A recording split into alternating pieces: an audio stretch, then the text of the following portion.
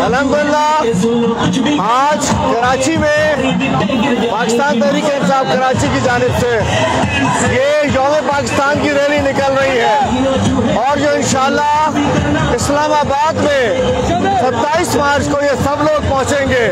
आज की रैली एक पैगाम दे रही है, ये बहुत हो गई है, ये इनकी बारी आनी है। इंशाअल्लाह पाकिस्तान के लिए सब 27 तारीख को इकट्ठे होंगे। आज 23 मार्च को माशाल्लाह पूरा कराची इकट्ठा है हमारे साथ। ये रैली है इंसाफ हाउस से 3 तलवार और इंशाअल्लाह हम तैयारी में 27 तारीख के हवाले से बड़ा माशाल्लाह जोश है, जज्बा है।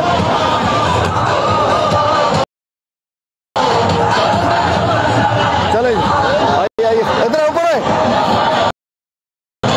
फुरम में आ जाओ। क्या कह रहे आपकी तरह इतना पकड़ा तो चले जी।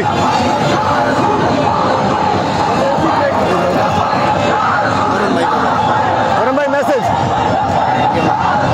जी जनाब। 23 मार्च का दिन, 2 जरूरी चीजें इस महीने में।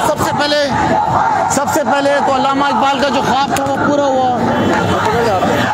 23 मार्च का दिन 2 दिन इस महीने के हिसाब से कि सबसे पहले अल्लामा इकबाल का ख्वाब पूरा हुआ। हमारे कायद आज़म मोहम्मद अली जिन्ना ने काविशों की